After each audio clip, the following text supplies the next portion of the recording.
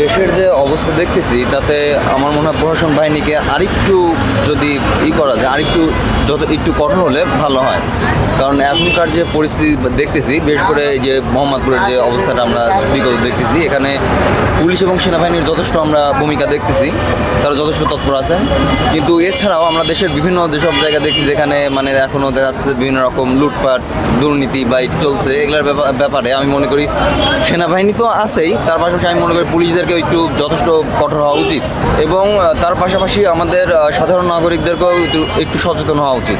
প্রশাসন ডিপার্টমেন্টের মধ্যে দেখা গেছে সবাইকে খারাপ বলা যাবে না, তাদের মধ্যেও ভালো যোগ্য ব্যক্তি আছে যারা ন্যায়ের পথে কাজ করছে, ন্যায্য কাজ করছে। কিন্তু কিছু এই যে কোটা আন্দোলন নিয়ে আমাদের আজ প্রশাসন এত গণহত্যা, এত কিছু ঘটেছে, কেন, কিসের কারণ? দোষ না করলে তো তাদেরকে এভাবে সাধারণ জনগণ তাদেরকে মারধর করে না। আইন কিসের জন্য? আইনকে সবাই শ্রদ্ধা করে, ছোটবেলা থেকেই আইনকে শ্রদ্ধা করে এসেছি, এখনো শ্রদ্ধা করি। কিন্তু একজন প্রশাসন তার মা বাবা কষ্ট করে পড়াশোনা শিখিয়ে এত একটা উচ্চ কর্মকর্তা বানিয়েছে, কিন্তু সে লাঞ্ছিত হচ্ছে, মার খাচ্ছে, দৌড় খাচ্ছে, এ তো লজ্জার বিষয়। নিশ্চয় তার কোনো না কোনো দোষ আছে। যখন বিজনেস করছি আজ 17 বছর ধরে, আমার কাছে কোনো প্রশাসন আসেনি, কেননা আমি সলিড, আমি সৎ। আমার কাছে আসলে 500 জনগণ আমার পিছে আসবে। আমি তো 2 নম্বরে নেই, আমি সলিড ব্যবসা করি।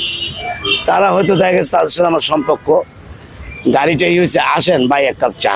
যে হ্যাঁ, অন্যায়কারী, যিনি অন্যায়কারী, প্রশাসন আমাদের দেশে কেন আমরা করছি, যেখানেই অন্যায় সেখানেই ঝাঁপিয়ে পড়ো, যেখানেই দুষ্কৃতিকারী সেখানেই ঝাঁপিয়ে পড়ো, যেখানেই অন্যায়, যেখানে দুষ্কৃতিকারী সেখানে ঝাঁপিয়ে পড়ো।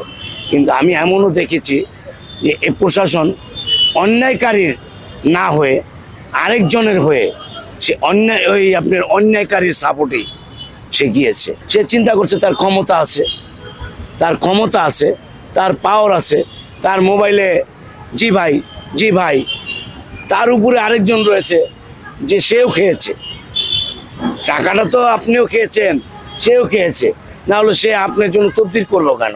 একটা চোরের জন্য কেউ তবদির করে না। এভাবে চলতে গেলে তো আমাদের দেশ, আমি মনে করি যে মানে একেবারে রসতলায় চলে যাবে।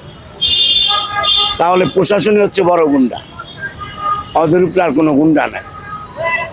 কারণ একটা কনস্টেবলের বাড়ি যদি 3 তলা হয়ে থাকে, মনে কিছু করেন না, একটা কনস্টেবল, আমি এমনও দেখছি একটা কনস্টেবলের বাড়ি 3 তলা, সে বেতন পায় কত সরকারি দাদা?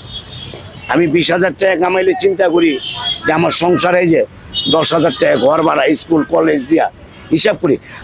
আমরা ফুডের দোকানদারি করি, মোটামুটি মানে ব্যবসা বাণিজ্য পরিস্থিতি বেশি একটা ভালো না। আর দেখা যায় প্রশাসনিক উদ্ধারটা আরেকটু মানে বেশি করলে মানে দেশের জন্য আরেকটু ভালো হতো। বর্তমান নিয়ম শৃঙ্খলাটা কেউ কাউরে মানতেছে না, এরকম একটা মানে পরিস্থিতির ভিতরে যাচ্ছে। এটা এখন উন্নত হবে, এই জন্যই এইভাবে করলে উন্নত হবে। যেরকম সেনাবাহিনী যে পদক্ষেপটা নিচ্ছে, এরকম যদি মানে আরও দীর্ঘদিন থাকে, দেখা যায় আমাদের জন্য আর একটু ভালো হবে। আর বিশেষ করে বাজার নিয়ন্ত্রণগুলো যদি যারা বর্তমান দায়িত্বতে আছে, তারা যদি বাজারগুলো নিয়ন্ত্রণ করতে পারে, তাহলে আমাদের গরিবের জন্য একটু মানে চলাফেরা করার জন্য সুবিধা হবে।